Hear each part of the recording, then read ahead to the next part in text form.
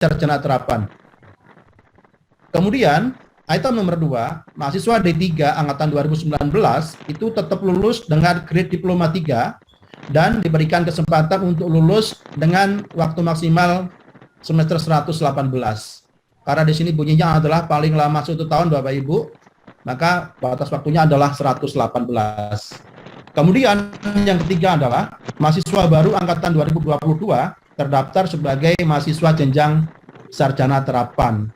Nah, jadi Bapak Ibu, dari SK yang kita terima itu, kalau kita cermati bagian yang paling krusial adalah 3 item ini.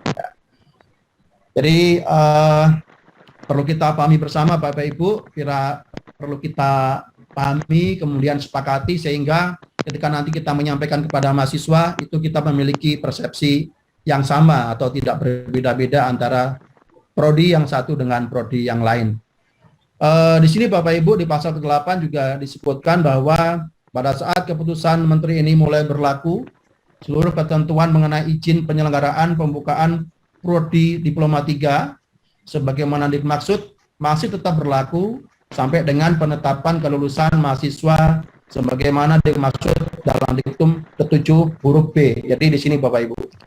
Jadi untuk status quo yang diploma 3 itu mahasiswanya masih diakui sampai setahun ke depan.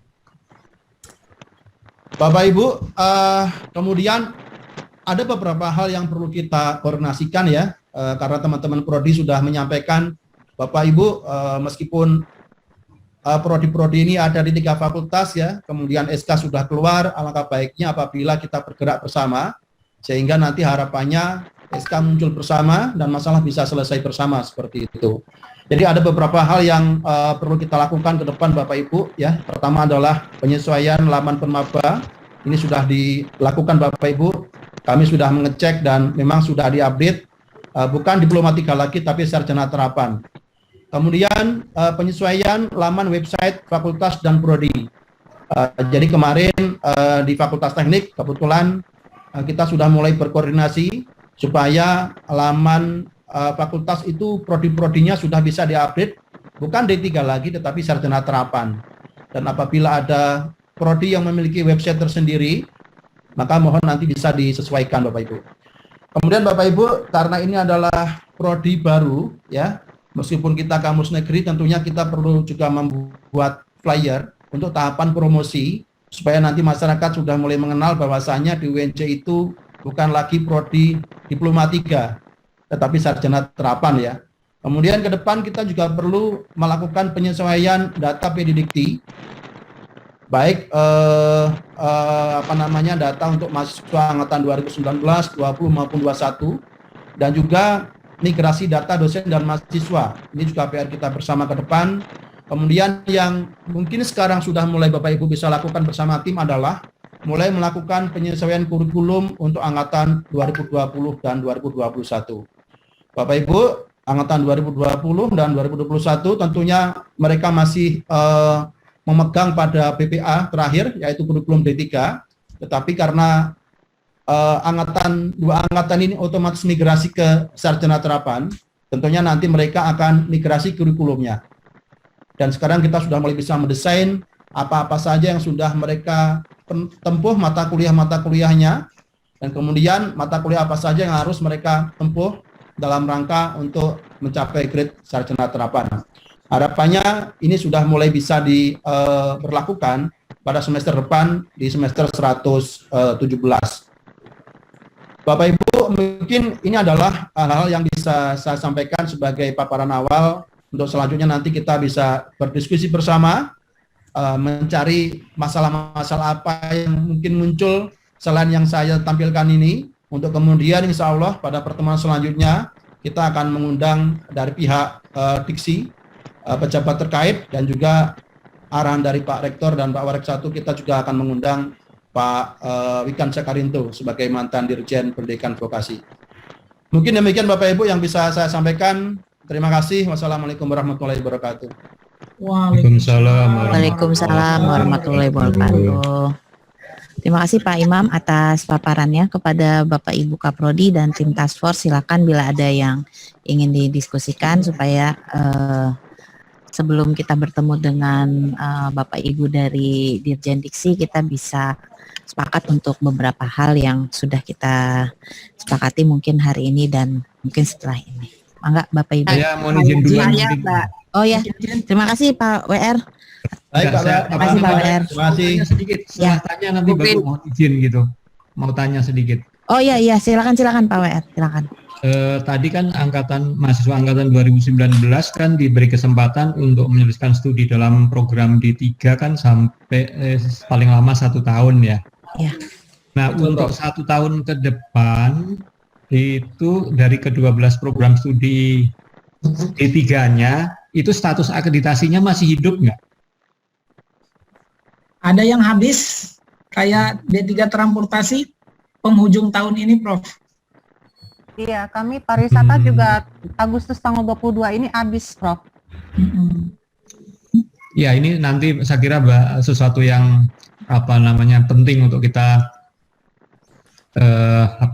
tanyakan atau koordinasikan dengan pihak kementerian, karena kalau nanti mahasiswa yang angkatan 2019 lulus lalu lulusnya pada saat status akreditasinya sudah habis, kan bermasalah. Harapannya nanti akan ada kebijakan sehingga kebijakan yang mana akreditasinya bisa diperpanjang untuk paling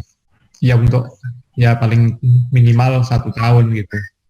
Cuman kalau biasanya kan kalau untuk perpanjang masa studi, masa akreditasi, setelah akreditasi berarti program studi D3-nya masih harus aktif, masih harus ada dosennya. Sementara kita kan juga untuk di sarjana terapannya, dosen-dosen yang ada yang awalnya D3 kan akan kita migrasikan ke D4, ke sarjana terapan. Ya, tentu perlu juga nanti, ya kita mohon arahan nanti dari kementerian apakah kita juga perlu koordinasi ke Ban PT, tentu saja. Jadi ada 2 prodi tadi ya, yang berakhir di akhir tahun ya Pak Vivian tadi ya? Betul, Prof. November tahun ini. Kalau wisuda untuk tahun ini saya kira yang dekat ini masih bisa, tapi kalau udah wisuda Maret kami sudah habis untuk D3 transportasinya. Iya, pariwisata juga Agustus, Prof, tanggal 22 tahun ini. Bisa lulus semua nggak sebelum Agustus? Kayaknya ada yang belum deh, Prof. Kan sebentar.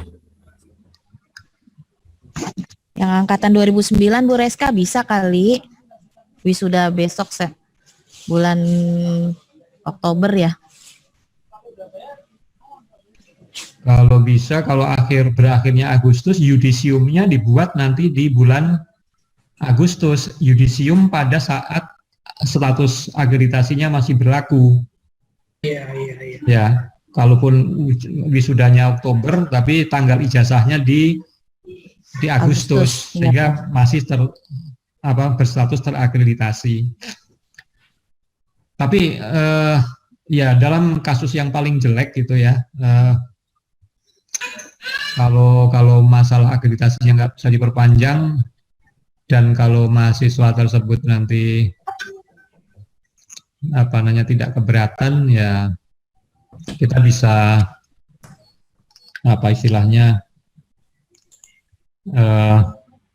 RPL kan ke sarjana terapan ya. Betul, Prof. Opsi bagus juga itu, Prof. Ya nanti tapi ini baru baru pemikiran kita, tentu nanti kita akan mohon arahan. Saya kira dari saya itu saja ya, Bapak Ibu gitu. Monggo dilanjutkan diskusinya. Prof Yono. Ya. Sebelum Prof Yono menghilang, tadi rapat tadi pagi kan dengan Pak Rektor ya. Pak Rektor sempat mengusulkan untuk mahasiswa angkatan 2019 yang memang mereka tertarik untuk upgrading kan untuk ikut diusulkan untuk ikut RPL. Cuman syarat RPL kan nggak semudah itu. Misalkan mereka harus lulus dulu, terus status di PDDiktinya harus udah tertulis lulus gitu, sehingga nggak bisa pindah kecuali mereka belum lulus udah boleh gitu ikut RPL. Kalau tadi saya pagi ngobrol dengan Ibu Kinkin sih nggak bisa, itu absolutely memang harus lulus dulu. Nah, ada usulan barangkali kita menggunakan SK yang sudah kita persiapkan mengenai itu, Prof, mengenai fast track itu. Dari S1 ke S2, S2 ke S3, termasuk juga yang D3 ke D4 gitu. Nah, saya rasa kalau fast track itu kan internal ya iniannya, apa namanya, domestik itu aturannya. Saya rasa barangkali itu bisa dijajaki, Prof. Terima kasih. Saya tanggapi ya. Kalau fast track itu artinya prodi lama dan prodi apa yang satu dan prodi yang lainnya itu kan dua-duanya masih harus aktif kan. Karena pada saat fast track di awal-awal tahun itu masih menduduki status pada jenjang yang lebih rendah, dalam hal ini ya D3-nya gitu. Sebentar, D3-nya kan akan aktif terus sampai 1 tahun ya. Kemudian fast track nanti dia akan lulus, dia harus lulus nanti di fast track itu dia tetap punya nanti ijazah D3, lalu begitu ikut fast track sarjana nanti ketika lulus akan juga mendapatkan ijazah sarjana. Dan persoalannya kembali kepada semula, kalau pada saat lulusnya D3 itu akreditasi program studinya tidak berlaku kan juga problem juga, nggak apa namanya, akan lulus D3 dari program studi yang status akreditasinya sudah kadaluarsa. Kalau mensiasatinya mau pakai RPL sih, kalau bayangan saya kalau mau tahun ini juga apa di mengundurkan dirikan gitu loh. Dimengundurkan dirikan langsung ikut RPL tahun ini juga, jadi tidak ada jeda waktu yang apa namanya kosong gitu, jadi tetap berlanjut itu. Tapi ini baru alternatif ya, nanti kita konsultasikan lah dengan Iya, betul, itu ide bagus juga, Prof. Tapi kembali lagi kalau mereka mengundurkan diri kan nanti akan ada masa periode di mana mereka tidak berstatus ya, artinya mereka bukan mahasiswa UNJ, mereka di PDDiktinya dituliskan mereka mengundurkan diri, begitu bukan? Ya, jadi di akhir semester 116 ini mahasiswa angkatan 2016 ya, bahkan sebelum berakhir 116 itu mengundurkan diri ya, setelah mendapatkan kok sudah mendapatkan nilai gitu kan. Nah, nanti kemudian segera setelah mengundurkan diri langsung mendaftar sarjana terapannya dengan melalui RPL dengan NIP apa namanya, dengan NIM baru, dan kita ya buat kebijakan bahwa yang sudah ditempuh di jenjang D3 semuanya kita akui, sehingga mereka tinggal menambah mata kuliah yang D4 atau sarjana terapan. Kalau seperti itu kan nggak kehilangan waktu gitu mahasiswa D3 yang migrasi ke atau yang transformasi ke sarjana terapan. Betul. Trik ini tricky, memang tricky. Mohon izin Prof, mungkin menyambung Prof. Jadi kalau kita identifikasi kemarin Prof Usep juga sudah menyampaikan, sudah mulai membuat apa namanya sebuah polling ya Pak Usep untuk mahasiswa 2019, siapa yang ingin tetap lulus sebagai diploma, kemudian siapa yang ingin lanjut sarjana terapan ya. Memang waktu itu kita sepertinya belum ada clue untuk menjadi sarjana terapan karena DSK kan termuat bahwa angkatan 2019 itu adalah D3. Maka ketika tadi saran dari Pak Rektor memang bisa dengan RPL, berarti ini kan kita RPL kan untuk yang pengennya lulus ke sarjana terapan ya Prof. Artinya kalau mahasiswa kita tetap ingin lulus D3, maka ya tetap kita selesaikan sebagai lulusan diploma 3, begitu Prof. Terima kasih. Bentar, saya tadi agak sedikit miss gitu. Jadi yang tadi saya sampaikan bahwa mereka kita RPL kan atau kita cari strategi lain itu adalah khusus bagi 2 prodi yang SK akreditasinya akan habis di Agustus maupun September atau Oktober gitu. Kalau bagi prodi-prodi yang SK akreditasinya masih bisa berlaku setahun ke depan, itu aman-aman saja. Angkatan 2019 kepada mereka bisa diluluskan sebagai mahasiswa D3 gitu. Saya tanyanya fokus pada yang 2 program studi gitu. Oh, baik Prof. Ya. Nah, jadi yang angkatan 2019 kan dalam SK ini mereka berhak lulus dengan status D3 gitu. Dan kalau kemudian mereka lulus D3 kemudian mau lanjut ke sarjana terapan, toh tahun depan bisa ikut RPL tapi di tahun depan gitu. Jadi punya 2 ijazah. Untuk prodinya Pak Vivian kemarin sepertinya bisa lulus semua ya Pak Vivian di 116 ini. Iya. Kayaknya ada yang tertinggal, Pak. Oh, dan tertinggal. Kemarin bilangnya itu maksud saya semua. yang itu. Pariwisata tertinggal 2, Pak. Belum PKL. Pariwisata 2. Kalau transportasi berapa Pak Vivian yang tertinggal kira-kira? Kira-kira sama, sekitar 2 orang. Tak bisa dipuji Pak. Lulusin aja Pak Vivian. Ureska, ya elah 2 orang doang. Sedekah. Maaf Bu, belum PKL. Pak Imam. Acan. Ya, Pak itu. Imam boleh berbicara Pak Imam.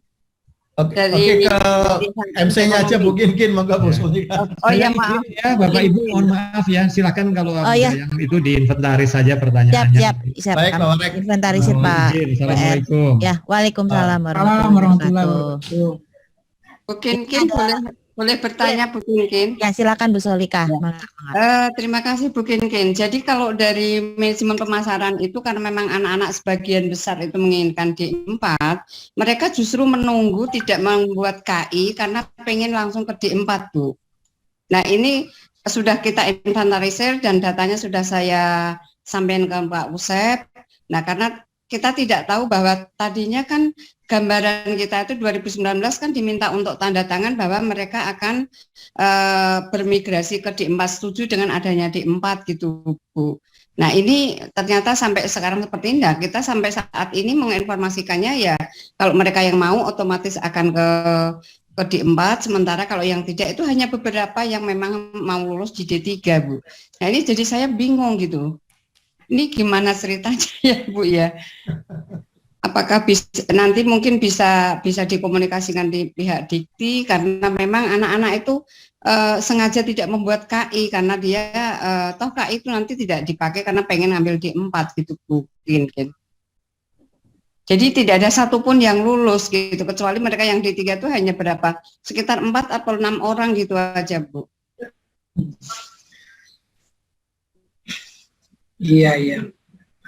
Oke, Sama di D3 sipil juga sama, ada beberapa yang drop TA-nya karena mau lanjutkan ke sarjana terapan dan mereka pikir sama persis sama seperti kasusnya Bu Soliha.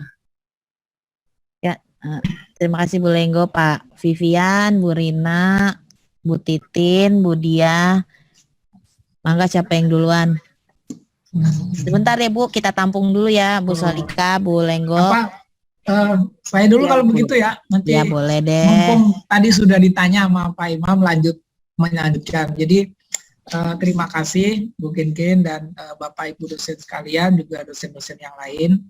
Jadi mohon izin Mbak, mungkin harus diidentifikasi ini. Jadi ada 2 hal. Jadi yang pertama yang sudah mau habis akreditasinya di tahun ini itu solusinya seperti apa? Seperti yang sudah tadi di-mention oleh Pak Wer 1 tentang akreditasi prodi-prodi yang sudah mau habis. Itu yang pertama. Nah kalau yang kedua tentu yang masih ada.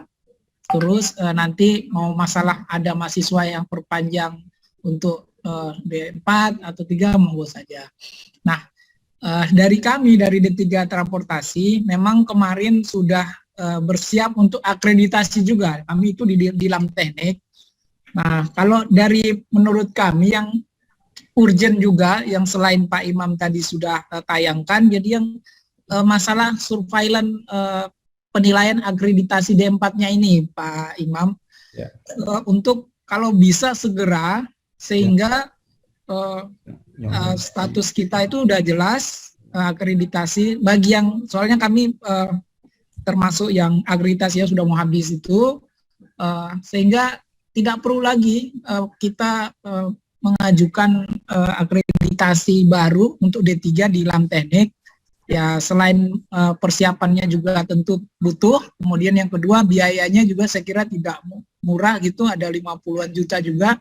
Jadi kalau dari sisi itu saja kita sudah bisa minimalisir gitu, paling tidak kita juga bisa berhemat gitu Pak Imam. Jadi mungkin disegerakan adanya surveillance itu untuk akreditasi D4.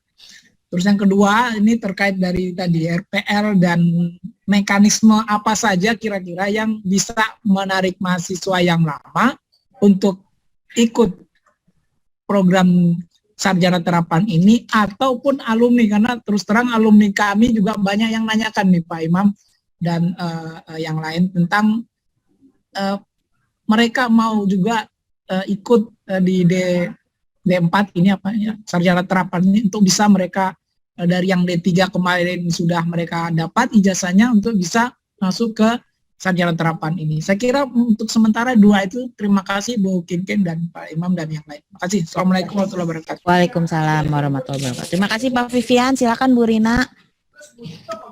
Ya, saya terima kasih Bu Kinkin, Pak Imam. Untuk sarjana terapan seni kuliner dan pengolahan jasa makanan itu untuk akreditasi masih agak aman, berakhir di 23 Oktober 2023 ya, mungkin sama dengan rias kosmetik ya Bu Titin ya, di Oktober 23. Namun kami masih punya hutang angkatan 2018 Pak, sekitar 3 orang. Apakah masih mendapatkan jatah termasuk yang diizinkan sampai semester 118? Itu yang pertama. Kalau panjang mudah-mudahan 2019 bisa habis di sebelum 2023. Yang kedua, PKL Pak, kami anak-anak kami sudah di minggu-minggu kemarin itu sudah mendapatkan tempat PKL, sudah medical check up dan sebagainya. Insya Allah sudah ada juga yang mulai PKL. Jadi mudah-mudahan kalau diizinkan bisa diberikan kami kewenangan di Prodi untuk lebih fleksibel di dalam masa transisi ini Pak, karena biar tidak banyak yang terlalu dibalik ya jumpingnya begitu, dan dengan industri juga tidak ada kendala gitu, karena semua sudah 80% mahasiswa kami sudah ada di industri. Demikian Pak Ibas, jadi kita bisa mengatur terutama di semester 117 ini PKL tetap dilaksanakan di semester ini 5 untuk angkatan 2020 dengan mengkonversi mata kuliah yang EBKM itu. Demikian Pak Ibas, terima kasih. Mungkin. Ya, terima kasih Bu Rina. Silakan Bu Titin. Oke, terima kasih Bu Kinkin. Saya ada 2 pertanyaan. Yang pertama tadi hampir sama dengan Bu Rina terkait mahasiswa yang masih di bawah 2019 ya. Yang 2019 memang saya bisa perkirakan mungkin sekitar 70% bisa lulus ya yang 2019. Tapi masih ada yang 2018, 2017, bahkan 2016. Nah, 2016 ini sebenarnya sudah masa PMS perpanjangannya sudah habis di semester ini, tapi saya cek baru 94 SKS yang harusnya 110. Jadi memang kelihatannya ini sudah tidak bisa lagi atau bagaimana, karena kemarin tadi ada bicara RPL, harapannya anak itu bisa RPL, padahal untuk DD3 aja belum memenuhi 110 SKS-nya dan dia sudah menempuh selama 6 tahun karena ada cuti 2 semester. Nah, itu bagaimana solusinya? Kalau yang memang dia masih punya masa studi untuk D3 kan 5 tahun ya, jadi artinya tetap bisa, kalau dilihat dari SK tadi, tetap bisa dilanjutkan atau masih ada program D3 sampai 1 tahun ke depan, dan kebetulan SK kami juga masih sampai tahun 2023. Ya. Kemudian untuk mata kuliah tadi memang yang sejatinya semester ini kalau D3 kan harusnya PKL, tapi saya sudah merubah, sudah disesuaikan mata kuliahnya, bahkan saya sudah masukkan juga ke fakultas terkait mata kuliah yang akan dibuka di semester depan untuk angkatan 2020 dan 2021 yang sudah upgrading. Kemudian terkait sama Penmaba, jadi beberapa waktu yang lalu ada teman-teman di SMK Kecantikan tentunya, yang memang selama ini sudah kerjasama dengan kami terkait kegiatan PKM. Ada beberapa yang menghubungi secara langsung ke saya, karena mereka itu beberapa siswanya mengikuti tes seleksi jalur prestasi ya, tapi ternyata tidak lulus gitu di UNJ, dan mereka merasa kenapa sih udah kerjasama kemudian mau menitipkan siswa-siswa mereka yang terbaik tentunya, karena dari kementerian sendiri menjanjikan bahwa apabila ikut LKS dan masuk tingkat nasional itu secara otomatis bisa diterima di perguruan tinggi yang diinginkan gitu. Tapi kenyataannya tidak bisa begitu. Nah, apakah nanti lewat jalur mandiri ini kita bisa apa ya istilahnya ya, membuka peluang gitu untuk mereka atau lulusan dari SMK tersebut gitu untuk bisa masuk ke jalur kita, dan mungkin bisa lewat jalur kerjasama begitu ya, supaya peluangnya mungkin lebih besar atau seperti apa, apalagi ini kan baru angkatan pertama begitu. Nah ini kira-kira bagaimana mekanismenya, apakah memang harus ada surat kerjasamanya atau seperti apa gitu, agar karena kan target kita memang D4 ini dari lulusan SMK ya Pak ya. Jadi mohon informasinya itu terkait dengan penerimaan itu, dan bagaimana nanti ke sekolah-sekolah SMK yang ingin siswa-siswanya atau lulusannya masuk ke program studi D4. Mungkin itu ya Bu Kinkin yang menjadi fokus pertanyaan saya. Iya. Mohon pencerah. Terima kasih. Baik, terima kasih Bu Titin. Silakan Bu Diah Armeliza. Silakan Bu Diah. Terima kasih. Tadi Bu Lenggo dulu kali Bu ya. Bu Lenggo silakan. Iya, makasih Bu Diah. Tadi saya kepencet lower. Oh iya ya, silakan. Sorry. Sebenarnya pertanyaannya mirip-mirip ya. Silakan Bu Lenggo. Iya, pertanyaannya mirip-mirip dengan teman-teman prodi lain. Di D3 bukan D3 sorry, di Sarjana Terapan TRKBG ini masih ada yang 2018 sekitar 5 orang. Kemudian tadi juga sudah saya sampaikan ada 2019 itu sebenarnya sudah 46 yang sedang tugas akhir, tapi beberapa sudah mulai lapor ke saya mau drop supaya bisa masuk ke Sarjana Terapan. Jadi sebenarnya kami seperti Bu Soliha ya, agak kecewa juga karena di awal angkatan 2019 ini diminta persetujuannya untuk menandatangani Sarjana Terapan, tapi kemudian ternyata mereka malah tidak diikutkan otomatis langsung. Jadi bingung juga karena kita dosen juga pindah ya, jadi program studi Sarjana Terapan, statusnya diprediktif gitu ya, seperti Pak Ibas tadi bilang, kemudian juga core prodinya jadi Sarjana Terapan. Jadi untuk angkatan 2019 ke bawah mereka nggak punya dosen dan nggak punya core prodi ya, berarti statusnya kan. Terus untuk yang kedua angkatan 2020 yang harusnya magang di semester 5, apakah memang kita punya wewenang, tadi juga sudah ditanyakan Bu Rina, untuk membuat sendiri magang di semester ini, berarti belum nyampe ke kurikulumnya ya mereka magang, tapi separuh sudah dapat proyek dan sudah ada yang mulai, atau memang harus mengikuti kurikulum STR-nya, sarjana terapannya yang sudah kita ajukan ke dalam borang kemarin. Itu saja Bu Kinkin, terima kasih. Ya, terima kasih Bu Lenggo. Silakan Bu Diah Armeliza. Terima kasih Bu Kinkin. untuk D3 akuntansi, kalau untuk akreditasinya alhamdulillah aman sampai tahun 2026. Kemudian untuk beberapa pertanyaan di 2018 sama seperti Bu Rina, di akuntansi juga masih ada sekitar 20 mahasiswa yang belum lulus sampai di semester 118. Kemudian untuk 2019 pertanyaan saya juga sama seperti Bu Soleha dan Bu Lenggo. Kebanyakan memang mereka kemarin tidak menyusun KI karena ingin lulus di sarjana terapan.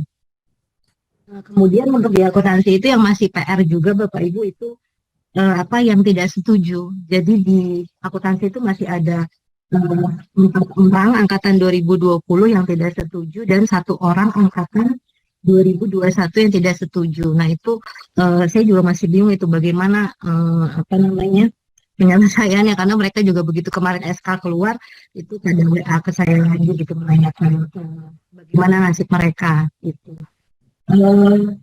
Itu aja sih Bu Kinkin, terima kasih. Oke Bu Dia, terima kasih. Silahkan Pak Christian. Oke, baik, terima kasih Bu Kinkin, Pak Ibas, mohon izin.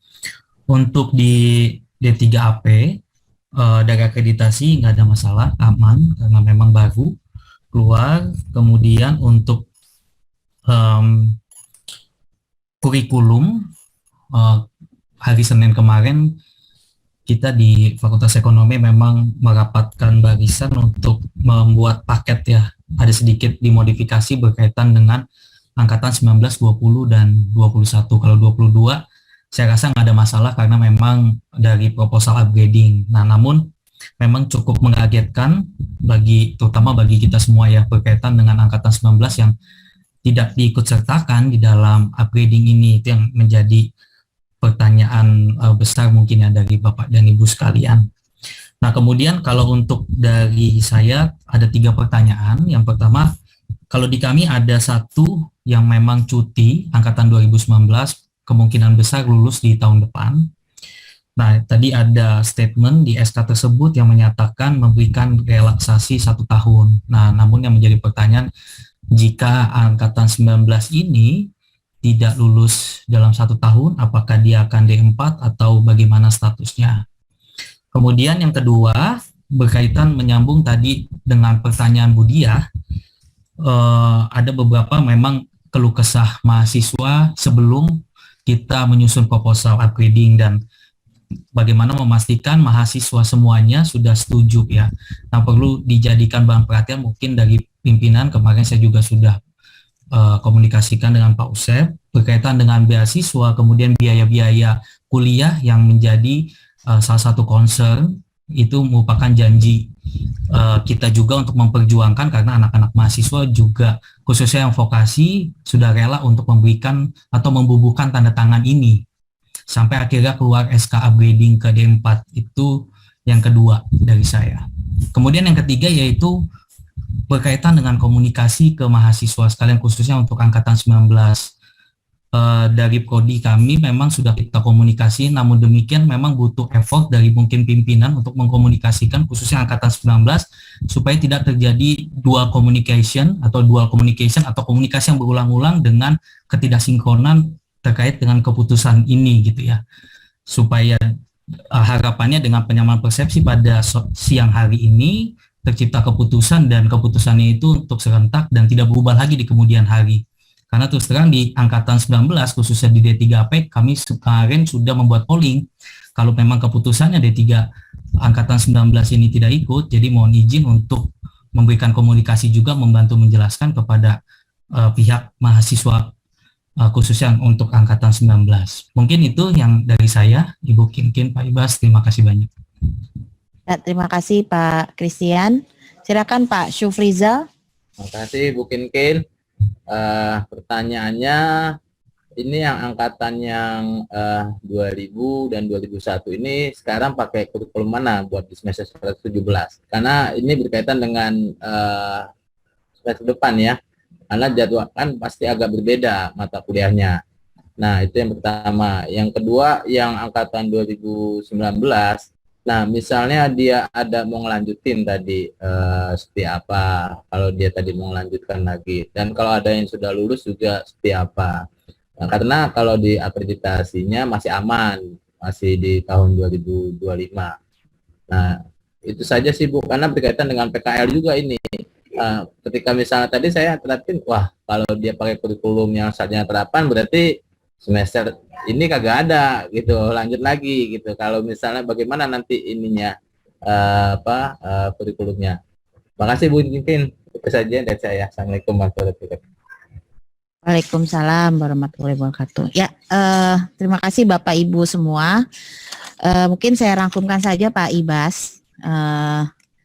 Mungkin bisa juga dibantu oleh Bapak WD lainnya, Prof. Usep dan Pak Firdaus. Mungkin pertanyaannya kurang lebih hampir sama, karena SK-nya di baik yang hanya mode sendiri atau yang 11 prodi itu di diktum ke-7 poin A adalah angkatan 2019 lulus sebagai D3 atau terapan. Itu saya agak kaget juga. Satu. Terus kedua, angkatan 2020 dan sampai 2021 adalah migrasi ke atau sebagai mahasiswa sarjana terapan. Nah, pertanyaannya kan waktu di Silem Kerma itu adalah semua mahasiswa mau 2019 dan sebagainya sampai 2021 harus tanda tangan menyetujui pembukaan prodi sarjana terapan. Sehingga ketika keluar SK itu semua juga bertanya gitu ya Pak Ibas, yang pertama. Yang kedua adalah untuk prodi yang sudah mau habis akreditasinya, juga termasuk ini pertanyaan Pak Prof. Yono, adalah ada dua ya sudah diidentifikasi, yaitu prodinya Pak Vivian dan prodinya Pak Rahmat Dermawan ya. Nah, karena habisnya di bulan Agustus dan di bulan Desember, itu terkait dengan akreditasi. Yang berikutnya, yang ketiga adalah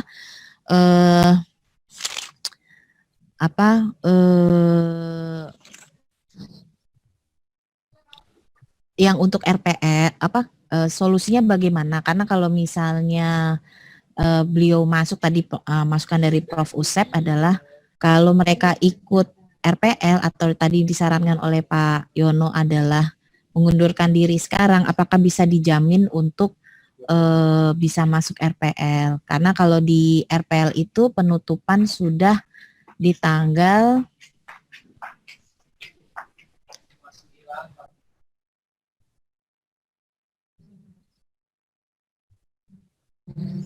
RPL itu diadmisi sudah ditutup 30 Mei, Bapak Ibu Kaprodi dan juga Bapak-Bapak WD1. Nah, ini wawancara ada 2 sesi, ada 2 termin. Termin pertama sudah, ini sedang wawancara termin kedua. Nah, tapi mungkin nanti bisa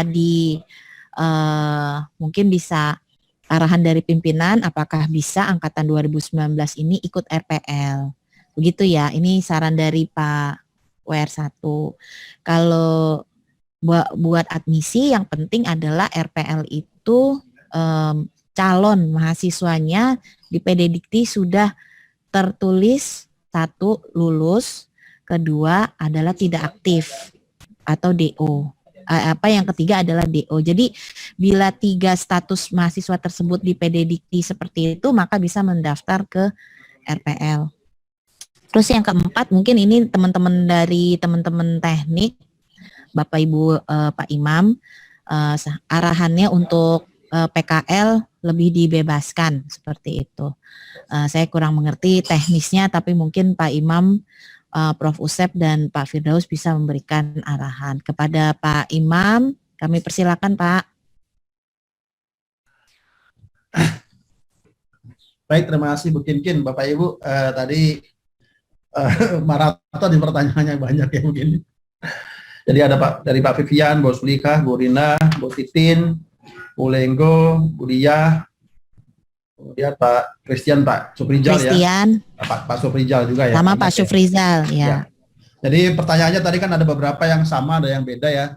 Tadi saya juga kebetulan juga mencatat mungkin karena memang agenda kita hari ini Bapak Ibu yaitu mencatat semua permasalahan yang ada gitu ya. Kemudian nanti yang bisa kita selesaikan hari ini kita selesaikan, yang tidak maka akan kita selesaikan pada agenda pertemuan selanjutnya yang nanti akan kita mengundang Direktur Kelembagaan dan juga nanti semoga bisa Pak Wikan Sekarinto seperti itu. Jadi hari ini pertanyaannya sudah banyak sekali kita dapat tadi. Ini menjadi modal kita untuk pertemuan berikutnya. Tetapi saya mencoba menjawab ya, nanti bisa dibantu dengan Prof. Usep, kemudian Pak Firdaus, dan Bu Kinkin juga sebenarnya. Sekarang untuk RPL sendiri, Bu Kinkin juga termasuk pengelola. Jadi beliau tahu banyak mengenai RPL. Dari Pak Vivian, yang pertama masalah akreditasi ya, mau habis bagaimana. Kebetulan ini nih, di FT Bapak Ibu, yang sedang kita kerjakan adalah menyusun borang untuk reakreditasi ke LAM teknik ya, untuk prodinya Pak Vivian ini ya. Jadi kemarin Pak Vivian bertanya, apakah kita lanjut proses Pak untuk reakreditasi atau kita tidak usah? Karena Pak Vivian mendapat informasi dari salah satu narasumber ya, bahwasanya tidak perlu reakreditasi karena toh nanti akan di surveillance seperti itu ya. Tetapi yang Pak Vivian yang perlu menjadi perhatian kita adalah ketika kemarin Pak Vivian menyatakan bahwasanya angkatan 2019 sudah habis, itu saya agak tenang ya. Tapi ketika sekarang masih ada Pak Vivian, angkatan 2019 tadi 2 orang ya, Pak Vivian menyatakan. Berarti kalau 2019 masih ada 2 orang, maka mau nggak mau selama setahun ke depan kita asumsikan anak ini lulus ya, harus memiliki status akreditasi Pak Vivian. Ketika Pak Vivian habisnya bulan November Pak Vivian ya? Ya, November. Ya. Kalau misalnya Pak Vivian bulan November habis, berarti mau nggak mau, ya ini kalau menurut saya Pak Vivian, itu harus direakreditasi ya. Tentunya di pertemuan selanjutnya akan kita konfirmasi lagi ke pihak Diksi ya. Tapi hemat saya kalau misalnya bulan November habis, terus anak ini nanti kita asumsikan lulus di 117 atau 118, ya, maka ya harus kita aktifkan untuk status akreditasi Pak Vivian.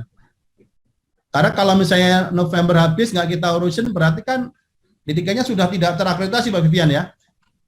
Ya, makanya memang ada opsi tadi dari yang lain juga terkait bagaimana kalau dia masuk ke D4, mekanisme seperti apa. Gitu. Baik.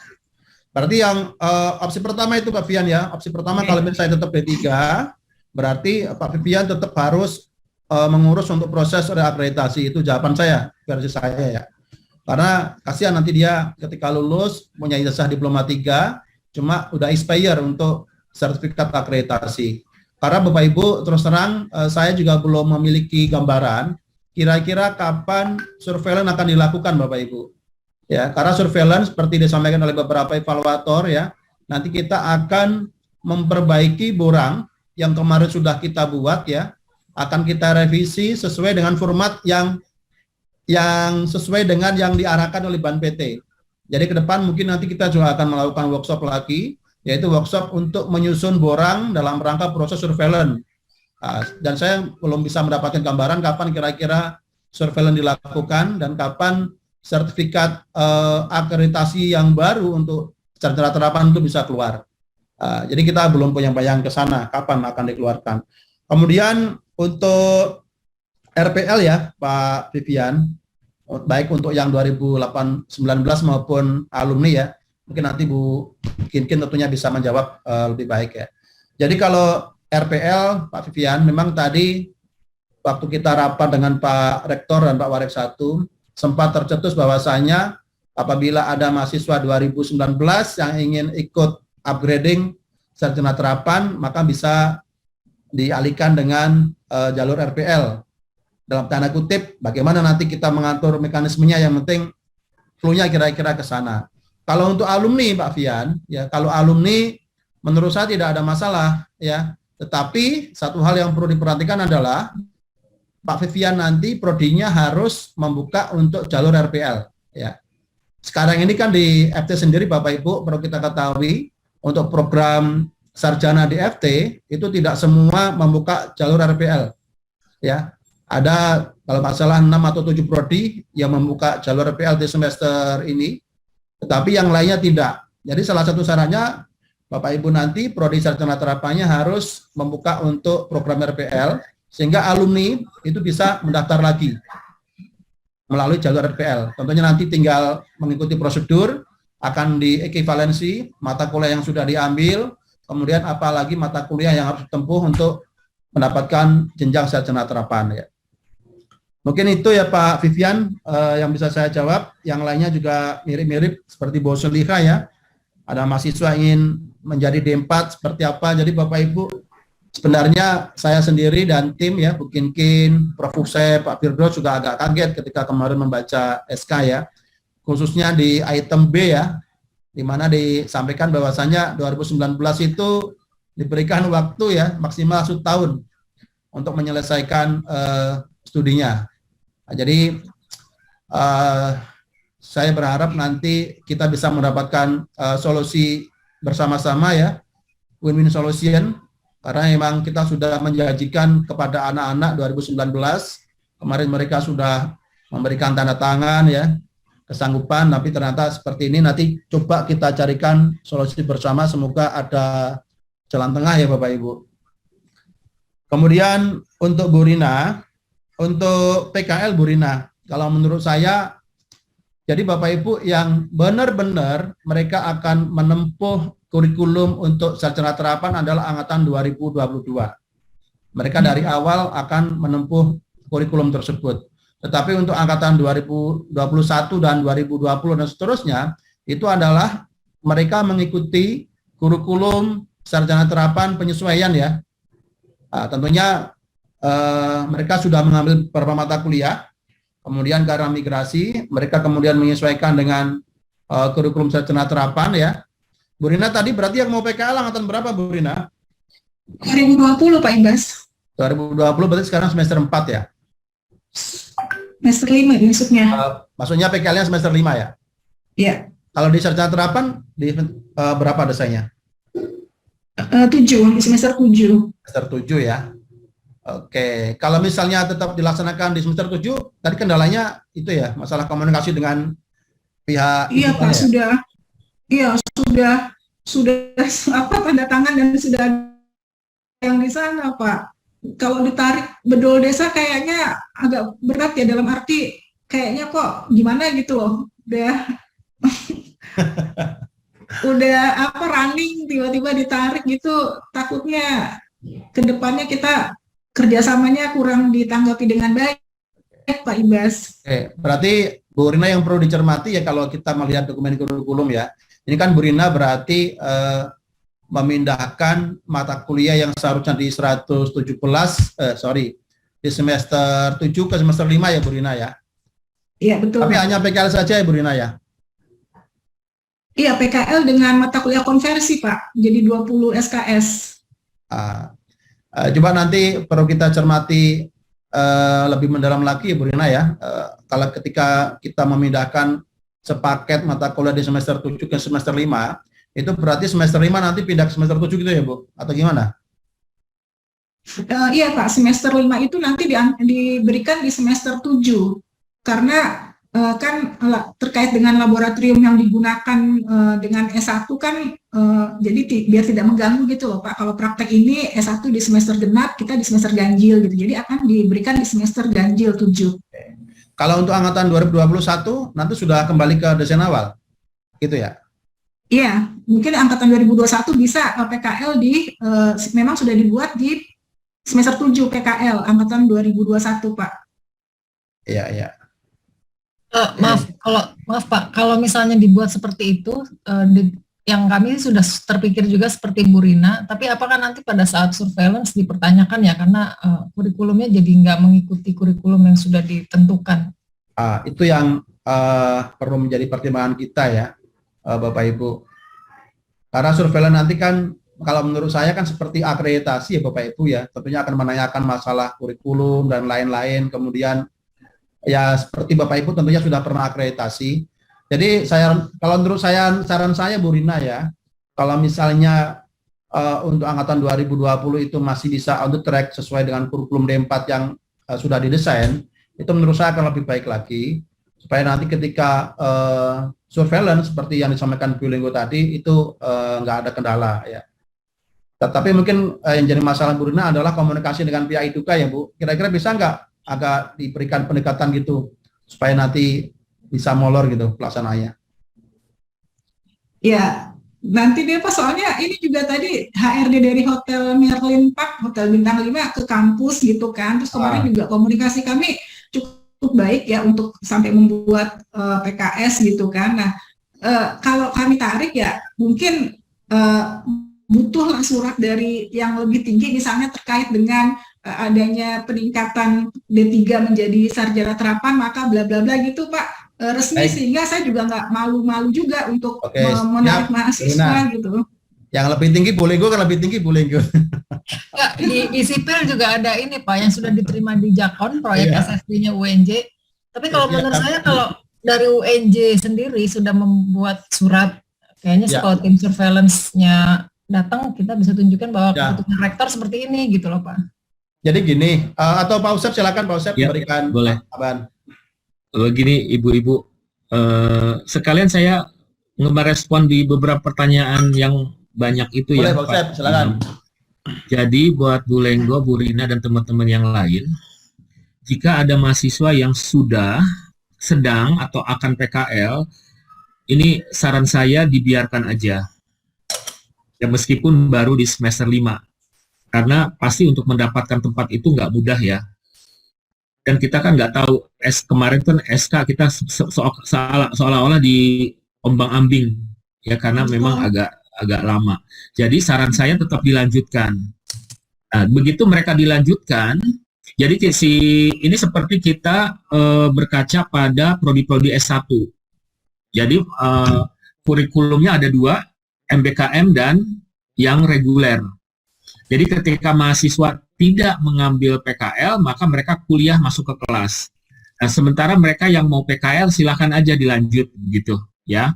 Kalau ternyata mereka nggak bisa atau nggak mau memutuskan PKL tersebut, yaitu menurut saya itu solusi win-win solution baik untuk mahasiswa, untuk mitra kita dan untuk prodi. Jadi Bapak Ibu menurut saya nggak usah khawatir untuk urusan itu.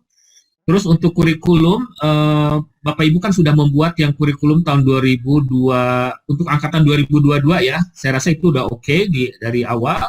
Nah, tinggal Bapak Ibu menyiapkan kurikulum untuk mahasiswa yang 2021. Sisanya apa saja? Termasuk juga 2020 sisanya apa saja begitu. Jadi kalau FE alhamdulillah kemarin udah ya, kita 3 prodi sudah saya minta untuk membuatkan skenario ini dan alhamdulillah udah selesai di beberapa hari yang lalu. Nah, terus untuk SK Bapak Ibu ini jangan khawatir, kita akan berjuang bersama. Pak Rektor tadi pagi jelas sekali menunjukkan concern mengenai mahasiswa angkatan 2019. Jadi Bapak Ibu nggak usah berpusing-pusing karena ini kita semua pusing. Ya, kita akan mencoba mencari solusi bersama, berdialog dengan Dikti supaya bagaimana rencana atau minat mahasiswa angkatan 2019 untuk ikut upgrading itu bisa terakomodasi ya. Jadi nggak usah ribut, nggak usah bingung karena kita ini jadi bingung bersama. Jadi mendingan nggak usah dipikirin sampai kita bertemu langsung dengan Diktinya. Terus mengenai jalur prestasi tadi Bu Titin ya, saya dan hampir semua bukan hampir, seluruh Wadek 1 dan beberapa dosen di luar Wadek 1 terlibat Bu dalam pemilihan review borang mahasiswa yang prestasi ya, jalur prestasi. Itu ada kuota dari setiap fakultas untuk setiap prodi. Itu pertama. Terus yang kedua, Bu Dewi Agustin bocor. Nah, untuk yang jalur prestasi itu persaingan Bu, ada persaingan dan sepertinya ini saya menduga barangkali misalkan itu juara nasional tuh udah bagus Bu, gitu kan, udah sangat bagus, tapi barangkali kuantitasnya kalah banyak dengan pesaing yang lain gitu. Ya kemungkinan begitu. Atau juga bisa ada yang pesaing yang lain yang mungkin tarafnya internasional. Atau pesaing yang lain, misalkan calon ibu tadi dia cuman juara 3, sementara pesaingnya juara 2 atau juara 1. Bisa jadi begitu ya Bu. Itu proses yang terjadi 2-3 hari yang lalu di Cibubur, kami melakukan review seperti itu. Ya. Terus kemudian untuk uang Tapi kuliah mungkin juga, nggak Pak, mohon maaf Pak Usep, mungkin nggak nanti di jalur Penmaba ini kita bisa kerjasama, tadi kan pertanyaan saya ke situ. Oke. Nah, Untuk jika memfasilitasi misalkan tadi. ada pembicaraan ke arah sana, Ibu, itu mahasiswa yang bersangkutan bisa daftar Penmaba, terus kemudian mungkin kartu pesertanya dikasihin ke Pak Imam. Jadi nanti Pak Imam punya perhatian khusus. Begitu ya Pak Imam ya? Perhatikan itu Kanjeng. Ya, Nah, mungkin dengan biasanya berkas-berkas itu ya Pak, berkas prestasinya tadi ya Pak, bisa ya Pak. Beda jalur Bu, jadi kita nggak ngeliat portofolio. Prestasi dilihatnya portofolio, gitu. Dan itu pun memang kita kan punya mitra ya, kita punya daftar mitra, dan itu memang ibaratnya gini, misalkan ada satu posisi diperebutkan 2 atau lebih, yang satu dari mitra, yang satunya lagi non mitra. Itu biasanya mereka akan mendapatkan nilai lebih tinggi Bu. Kalau mitra itu misalkan poinnya 100 Bu, sementara non mitra itu bisa 0. Begitu ya, jadi akan lebih unggul. Itu biasanya di pemilihan mahasiswa baru seperti itu.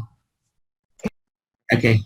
Begitu Kebetulan ya. memang ini mitra-mitra kami Pak, mitra-mitra kami kegiatan PKM mahasiswa yang di sekolah SMK itu. Dan ini lagi Bapak Ibu, kalau Penmaba agak longgar, tapi kemarin kan kita jalur ini ya, jalur prestasi atau jalur yang pertama SMPTN itu agak liku-likunya lebih rapat lagi, dalam arti gini, misalkan ada 2 atau lebih siswa dari satu sekolah masuk ke satu prodi yang sama. Biasanya yang dipilih cuma 1 Bu, yang nilainya paling tinggi gitu. Bisa begitu ya Bu ya? Oke. Yang barusan yang Ibu concern, barangkali nanti seperti saran saya, nanti ketika si siswa ini mendaftar, kartunya dikirim ke Pak Imam. Pak Imam insya Allah akan membantu. Terus mengenai uang kuliah ya, ini tadi Pak Christian dan mungkin Bapak Ibu yang lain, karena kita juga sempat menjanjikan untuk beberapa mahasiswa yang mereka nggak mau tanda tangan karena udah nggak punya uang lagi gitu. Nah kita, saya rasa di hampir semua prodi menjanjikan nanti kita akan meninjau ulang, entah menurunkan UKT atau entah ada beasiswa apa dari perguruan tinggi. Nah itu juga sama, nanti akan jadi bahan diskusi Pak Rektor dan para anggota Rapim yang lainnya. Dari saya seperti itu, Pak Imam, silahkan dilanjut. Saya nambahkan ya Bu, mungkin boleh ya? Silakan Pak, silakan. Bapak Ibu, intinya yang disampaikan Pak Usep tadi itu kata kuncinya adalah Bapak Ibu tidak sendirian gitu ya intinya ya. Jadi Bapak Ibu jangan khawatir, Bapak Ibu tidak sendirian. Ketika ada masalah, itu bukan hanya masalah Pak Christian atau Bu Titin atau Bu Rina, masalah bersama ya Bapak Ibu. 12 prodi, 3 wakil dekan, 3 dekan dan jajaran rektorat, itu semua memiliki masalah yang sama. Jadi jangan khawatir ketika nanti ada hal-hal yang sepertinya sekarang buntu Bapak Ibu, nanti insya Allah akan kita carikan solusi. Termasuk untuk yang tadi poin 2 ya.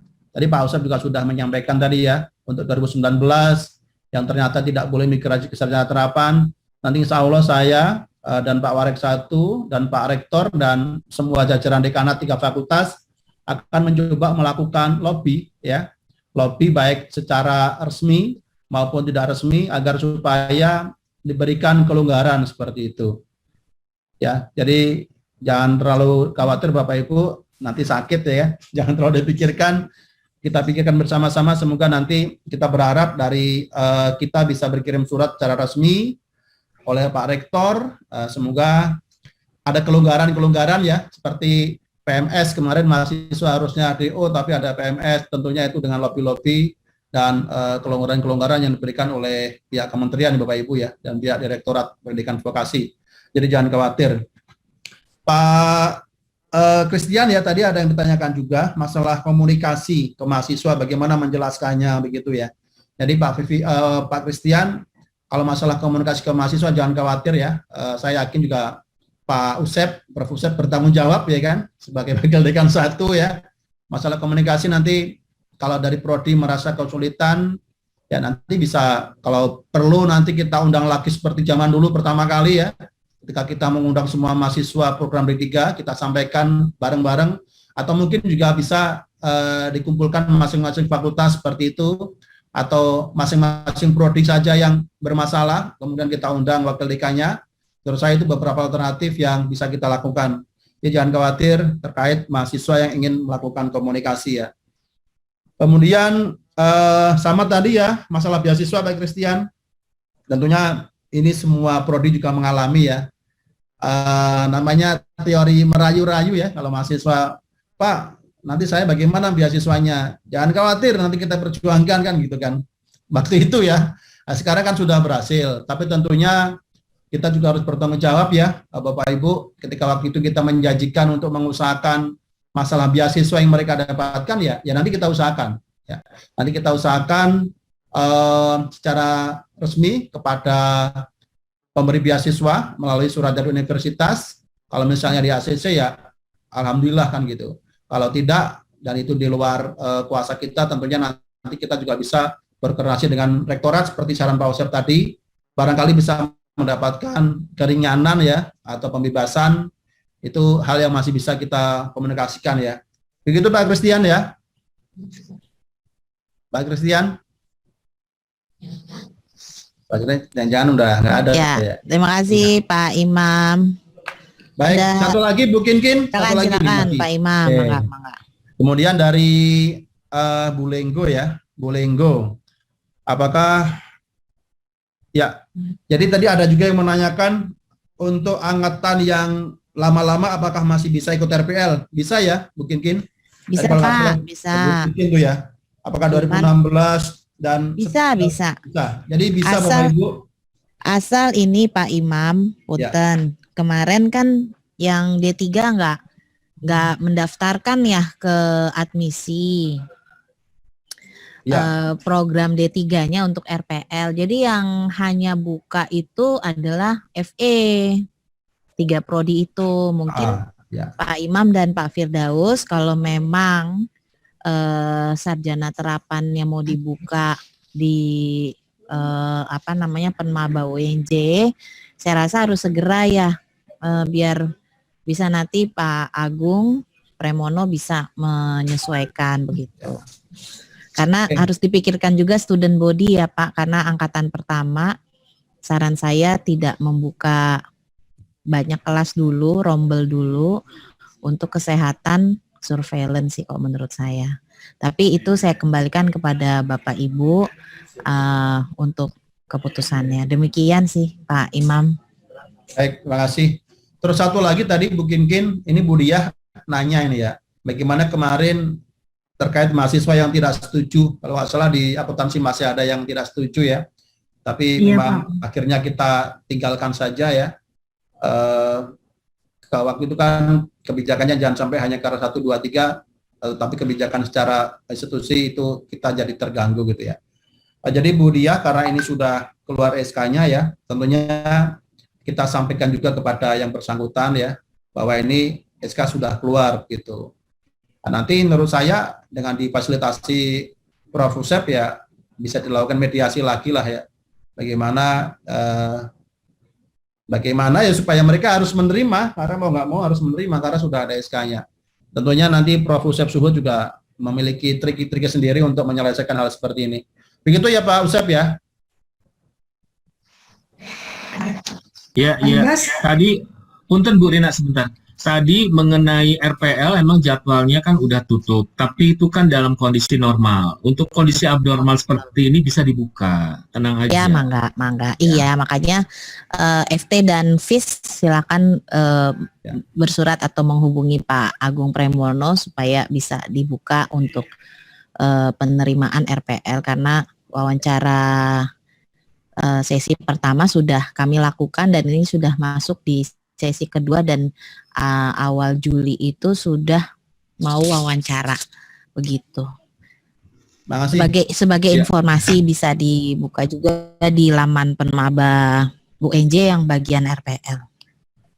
Pak Usep. Halo Pak Usep. Prof. Usep. Prof. Usep, tadi itu Bu Diah nanya minta dibantu terkait mahasiswa yang kemarin tidak setuju. Mungkin bisa tidak lanjuti ya Pak Usep ya, menyampaikan mediasi lagi. Nanti Bu Diah akan ke rumah mereka. Oh gitu. Masa jauh Pak.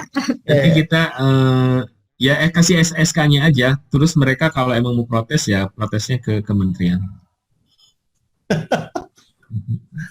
Baik Pak Firdaus, ini masih ada Pak Firdaus mungkin yang belum itu barangkali memberikan saran masukan tambahan. Monggo Pak Firdaus. Silakan Pak Firdaus, mangga.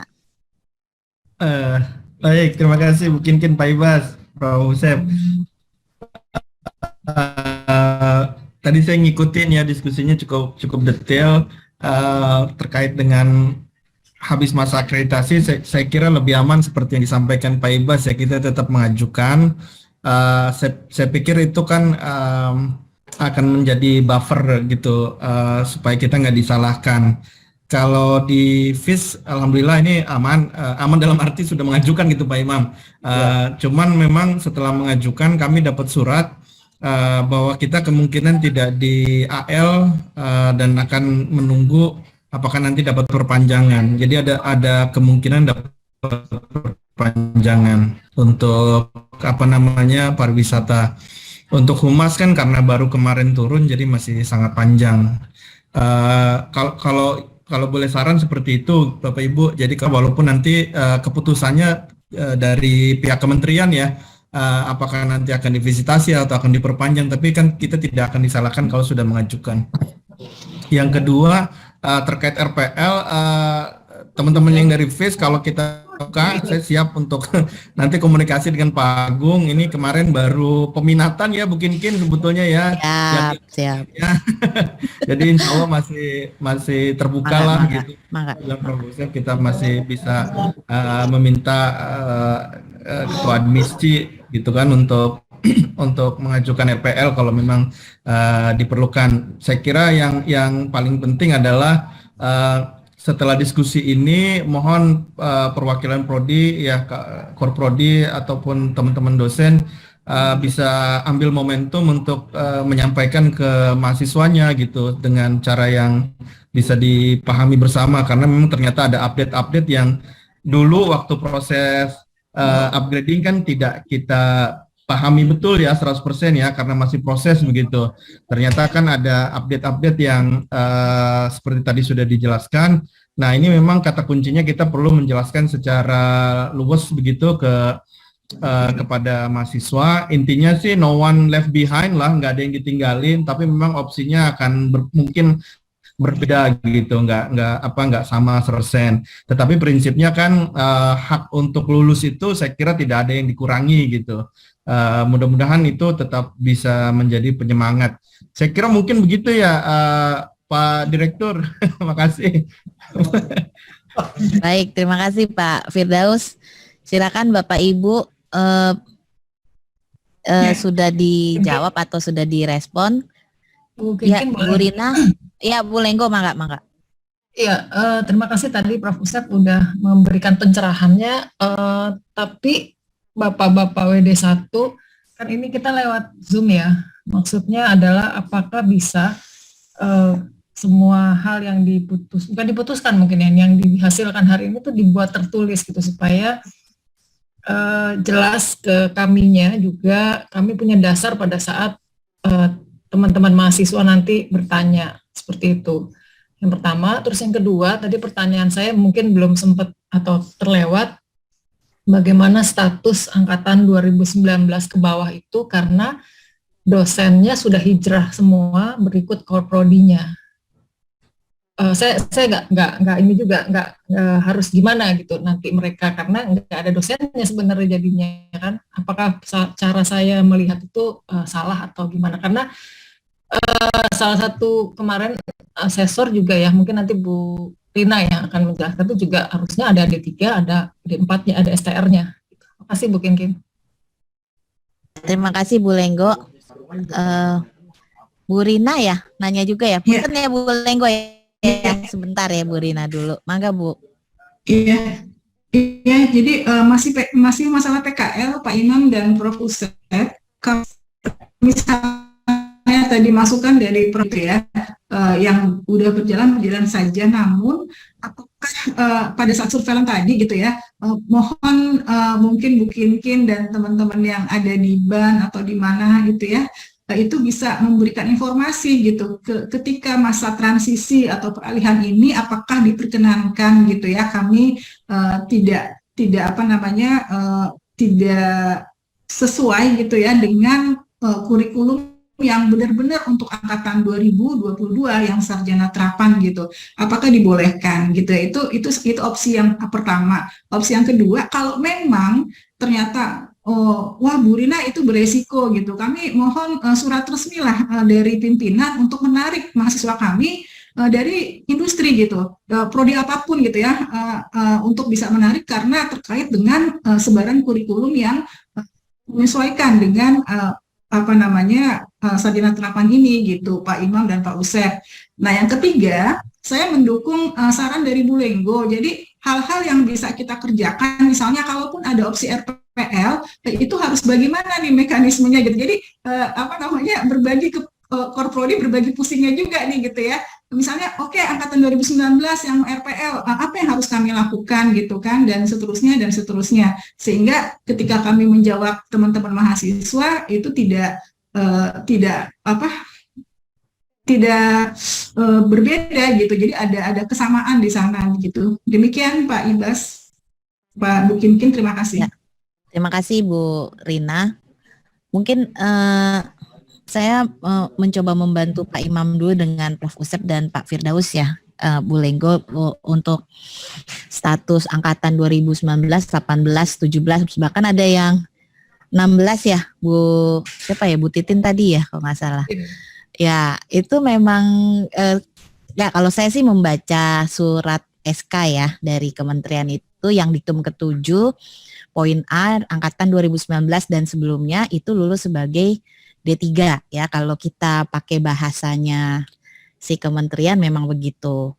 Sehingga padahal kata Bu Lenggo kan harusnya tetap ada dosennya di PDDikti, begitu ya Bu Lenggo ya. Iya. Jadi bagaimana? Nah dengan SK ini di poin sebelumnya yang ke-6 dan ke-5 itu adalah bahwa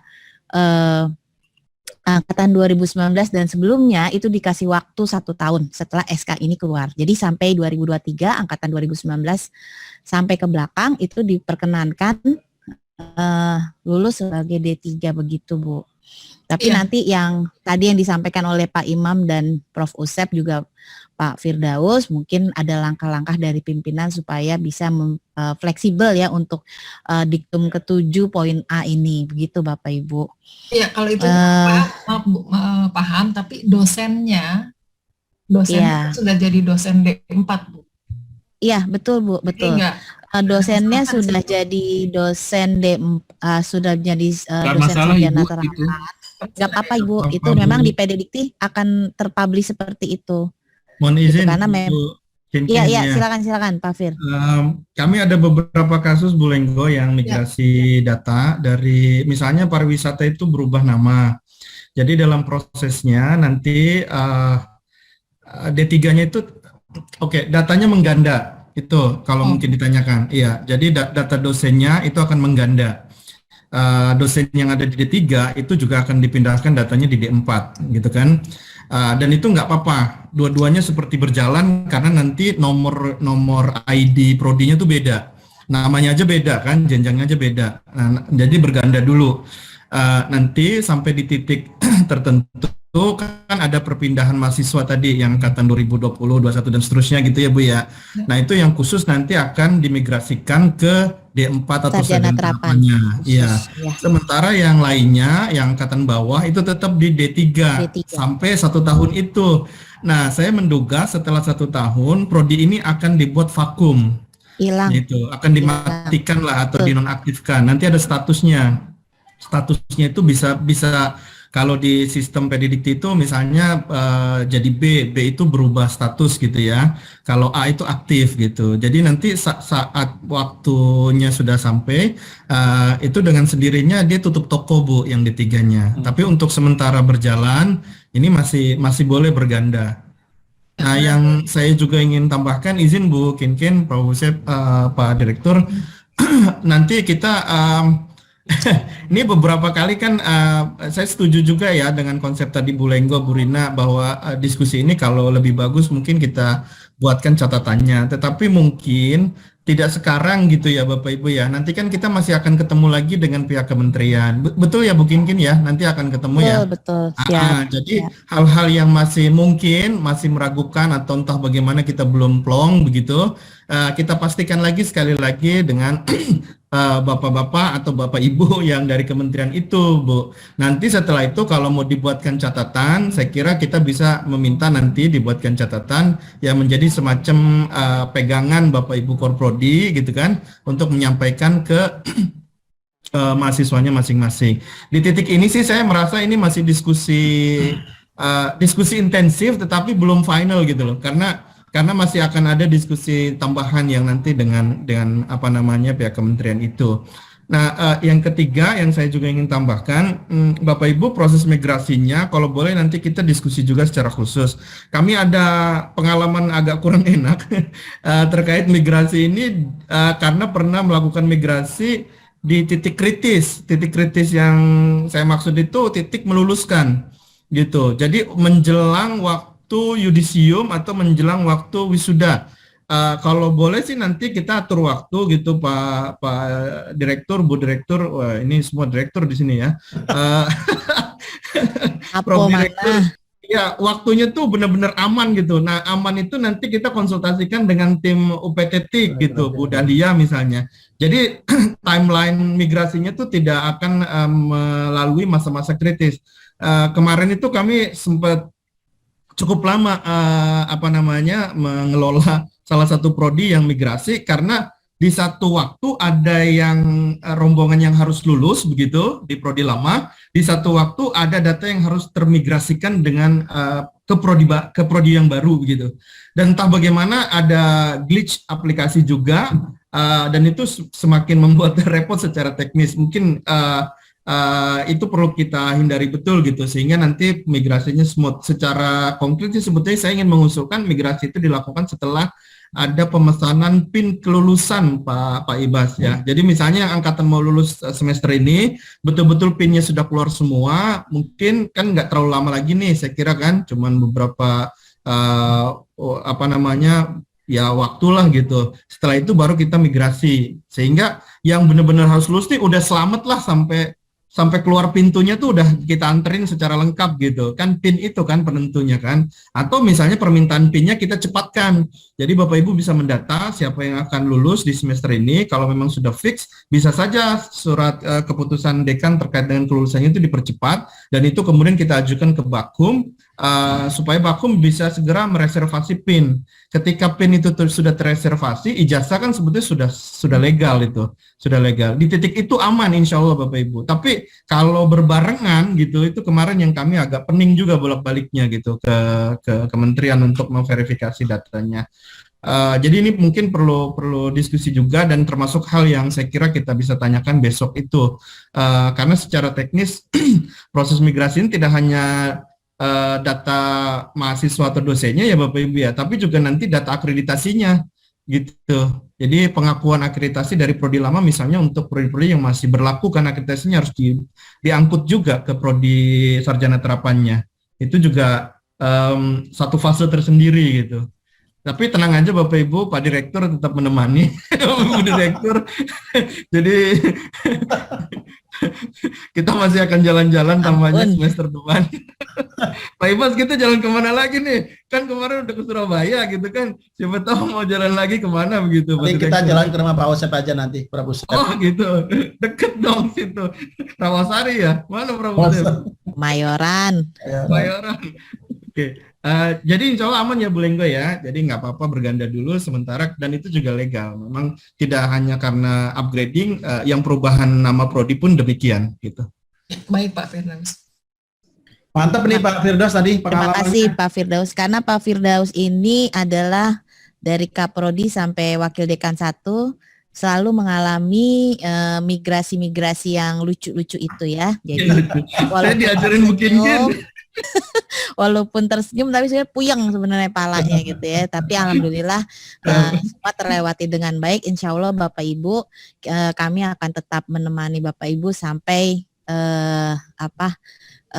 selesai ya. Jadi permasalahan ini mudah-mudahan bisa kita selesaikan dengan baik. Bu Lenggo begitu, kira-kira Bu Rina juga pertanyaannya juga Bapak Ibu, mungkin kalau di teknik berkaitan dengan itu ya, dengan tempat PKL ya Pak Ibas ya, mungkin nanti bisa diselesaikan. Kalau note mungkin Bu Lenggo tadi sesuai dengan saran Pak Firdaus, mungkin ini note sih tetap ada, tapi mungkin secara official mungkin nanti ketika kita bertemu dengan Bapak Ibu Direktur dari Diksi yang mengeluarkan SK ini, sehingga kita bisa juga secara pendekatan normatif bisa lebih fleksibel begitu ya Bapak Ibu ya, kira-kira. Mangga Pak Ibas, Pak Prof. Usep. Terima kasih Bu Kinkin, saya nambah dikit ya. Jadi Bapak Ibu tadi menurut saya pencerahan dari Pak Firdaus tadi sangat luar biasa ya, memberikan pengalaman migrasi, karena memang saya tahu beberapa prodi di FIS kemarin sempat migrasi ya Pak Firdaus, dan itu sempat memanggil Pak Pranova dan tim dari Pendikti berkali-kali, dan saya juga sepertinya juga membayangkan nantinya untuk migrasi memang nggak bisa langsung sekali beres, tidak. Nanti kita bisa beberapa kali untuk mengundang pihak Pendikti untuk melakukan migrasi yang sampai selesai. Berarti ini terkait juga dengan Pak Vivian. Pak Vivian, masih ada nggak Pak Vivian? Pak Vivian kalau masih ada, berarti tetap lanjut akreditasi ya Pak Vivian ya? Untuk yang D3. Iya Pak Vivian. Iya. Nggak ada ya Pak Vivian ya? Baik Bapak Ibu, Bu Lenggo, tadi sepertinya dari Pak Firdaus juga baik juga sarannya. Untuk hari ini memang tadi saran dari Pak Warek 1 adalah mencatat beberapa permasalahan-permasalahan yang muncul dari terbitnya SK ini, dan alhamdulillah saya sudah mencatat banyak sekali permasalahan yang tadi disampaikan oleh Bapak Ibu Korprodi. Bu Kinkin juga sudah mencatat ya, beberapa sudah ada jawabannya meski masih agak ngambang ya, tapi beberapa sudah mulai memberikan pencerahan. Dan beberapa catatan ini yang isinya semua pertanyaan nanti akan kita tanyakan juga secara resmi pada saat kita agendakan pertemuan berikutnya. Kalau Pak Warek 1 punya harapan sih minggu depan ya. Cuma kita lihat kondisinya, kalau minggu depan jadwal dari Pak, karena ini mengundang Pak Rektor, kemudian Pak Wakil Rektor dan pihak Direktur Diksi dan juga Pak Wikan, tentunya untuk waktunya nanti agak lebih sulit ya menemukan bersama-sama, tapi semoga bisa ASAP ya, as soon as possible, sehingga kemudian ketika kita sudah bertemu dengan pihak-pihak dari Diksi, itu baru bisa kita catat secara resmi dan nanti bisa kita sampaikan ke para mahasiswa. Begitu ya Bu Lenggo. Kalau untuk hari ini kan ini jawabannya masih jawaban yang dari kita-kita ya, jadi secara kelembagaan resminya belum sah begitu ya. Begitu ya Bu Kinkin ya. Jadi sabar saja. Kita tunggu tanggalnya. Kalau mahasiswa Anda yang bertanya, kita boleh jawab dulu atau nunggu nanti?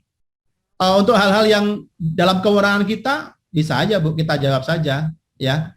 Dalam hal yang ranah kita bisa memutuskan, kita jawab saja. Cuma dalam ranah yang bukan otoritas kita, bilang saja next akan ada pertemuan dengan pihak kementerian. Itu aja ya, Bu Lenggo dan ibu-ibu yang lain. Iya, Begitu, siap Pak. Mungkin. Siap Pak Ibas. Maaf Pak Ibas, Ya. saya dari pariwisata hanya ingin menyampaikan informasi saja mengenai akreditasi ini. Kan pariwisata itu kan Agustus tanggal 22 berakhir. Saya tuh sebenarnya prodi kami sudah mempersiapkan diri, Pak Firdaus juga tahu ya dalam hal ini kami sudah dokumen semuanya itu hanya tinggal menunggu visitasi. Akan tetapi chat antara korporat saya dengan pihak Ban PT terakhir kali itu adalah mereka menginformasikan bahwa tidak diteruskan proses reakreditasi dan itu karena sudah mendapatkan peringkat A. Lalu kita pertanyakan selanjutnya harus seperti apa? Jawabannya adalah akan ada info apabila terkena pemantauan. Kalau tidak ada info artinya diperpanjang. Lalu silahkan mengajukan ISK setelah perpanjangan keluar. Begitu Pak Imam Basori. Mungkin nanti case-nya sama kayak Pak Vivian gitu ya. Mungkin saya hanya menyampaikan pengalaman kami. Seperti Jadi, itu. sama Bu Rizka, pengalaman di FT itu ada seperti itu. Di FT itu waktu itu ada prodi yang akreditasinya mau habis, tiba-tiba langsung perpanjang A gitu. Nah, tapi ada 3 prodi yang kena IPPA, kayak prodi PKK, prodi Tata Rias dan Tata Busana, itu mereka kena IPPA. Artinya IPPA itu kan peninjauan kembali ya, suruh mengajukan borang seperti itu. Kemudian dari hasil borang yang kita kirimkan, ada surveilan lagi, assessment, yang waktu itu akhirnya dengan sangat menyesal pendidikan Tata Busana sempat downgrade ya, dari A menjadi baik sekali. Sedangkan untuk Tata Rias dan PKK sampai sekarang belum ada feedback lagi dari pihak Ban PT. Tetapi sebelumnya Tata Boga itu tanpa ada IPPA itu langsung mendapat S10 otomatis A begitu. Nah, mungkin kasus Bu Rizka sama ya. Jadi IPPA itu yang saya pahami seperti peninjauan kembali seperti itu ya. Kalau mungkin dianggap bahwa prodinya secara data-data yang diprediksi itu masih oke, maka bisa langsung di S10 itu. Tapi kalau misalnya ada hal-hal yang mungkin mereka anggap kurang sesuai, maka akan diberikan IPPA atau peninjauan kembali. Yang saya pahami seperti itu. Barangkali Pak Bu Kiki dan Pak Firdaus semua yang update mungkin bisa disampaikan. Atau Prof. Usep silakan. Iya, nambahin sedikit mungkin ya Pak. Ya, Direktur silakan. Ya, silakan Pak. Izin. Iya, memang kasusnya prodi pariwisata kan sudah submit begitu, dan kita sebetulnya menyiapkan diri untuk divisitasi ya di asesmen lapangan. Ternyata jawabannya seperti tadi begitu. Nah, saya sudah konfirmasi juga ke Bu Umasih misalnya ya, sebagai asesor kan beliau lebih banyak pengalamannya, dan memang betul polanya kita nunggu apakah dapatnya perpanjangan ataukah dapatnya nanti IPPA begitu. Tapi kan nunggu dalam kondisi kita sudah submit itu jauh lebih aman Bapak Ibu, jauh lebih aman. Kita nggak bakal kena teguran gitu. Yang repot kan sebetulnya kalau kita diam-diam aja, tidak menyampaikan borang begitu ya, LKPS LLD. Terus ternyata nggak dapat perpanjangan, yang ada surveillance teguran. Nah itu yang repot gitu. Jadi itulah kenapa saya tetap kalau boleh gitu ya menyarankan kita tetap submit gitu. Walaupun di depan mata kita nanti akan berubah prodinya. Saya paham betul sih kondisi itu, seperti kayak kita udah nyiapin sesuatu padahal cuman misalnya beberapa waktu kemudian akan berubah. Tapi ya nggak apa-apa, memang mungkin prosesnya seperti itu begitu ya. Kalau kasusnya pariwisata mungkin agak mirip sama S2 Pendidikan Sejarah. Sedikit cerita juga Bapak Ibu, kemarin S2 Pendidikan Sejarah dapat itu peninjauan gitu, yang sebelumnya juga dapat perpanjangan A gitu. Jadi sudah ada SK perpanjangannya dulu A. Nah kemudian disarankan untuk membuat ISK. Nah, alhamdulillah akhirnya jadi unggul gitu. Nah, tapi kan kondisinya juga lebih aman karena waktu itu memang sudah dapat perpanjangannya gitu. Jadi sekali lagi sih kalau boleh saya membayangkan juga kan core prodinya pasti udah siap-siap ya Pak Imam ya. Karena kan kalau udah deket bulannya tuh biasanya LKPS LED tuh udah siap rilis sih sebetulnya kan. Jadi Udah jadi kayaknya saya mau diunggah kayaknya. Nah, apalagi udah jadi gitu kan. Kalau udah jadi kan tinggal tanda tangan begitu kan. Kemudian submit gitu. Bahwa ada konsekuensi pembiayaan misalnya kalau kelam, saya pikir ya nggak apa-apa kan, itu PPS yang bayar ya Pak Imam ya. Jadi ditanggung lah, ditanggung negara. Tentang FT banyak. Oh kan. Mungkin Jadi gitu ya. posisi amannya itu Pak Imam yang Ya, penting. Karena kalau tidak mengajukan kan berarti kesannya kita abai gitu ya. Nah ini juga menjadi problem tersendiri terkait perpanjangan karena jaminan perpanjangan itu menjadi tidak lebih jelas sekarang ini dengan adanya ketentuan kemarin ya yang awal tahun antara pihak LAM dan BAN gitu yang salah satu klausulnya itu menyatakan prodi-prodi yang masa akreditasinya selesai setelah Juli itu kan tidak otomatis dapat perpanjangan. Kalau bahasanya malah mungkin nanti bisa ngoreksi, itu kemungkinan besar nggak dapat gitu loh kalau dari bahasa waktu itu ya. Ya, betul Pak. Gitu. Nah ini kan teman-teman kan saya membayangkan juga kan setelah Juli gitu kan, ada yang Agustus, September dan seterusnya. Jadi lebih tidak aman Bapak Ibu walaupun belum pernah mendapatkan perpanjangan. Tetapi tidak menutup kemungkinan memang akan dapat perpanjangan. Nah ini memang trikinya di situ gitu. Tapi sekali lagi kalau sudah mengajukan borang, saya pikir itu lebih aman untuk kita semua. Bahwa nanti endingnya akan dikasih perpanjangan atau di asesmen lapangan itu kan memang kewenangan dari pihak sana ya. Dari kementeriannya. Saya kira gitu Pak Direktur. Oke, setuju Pak Firdaus. Ya, saya rasa cukup ya Bapak Ibu ya.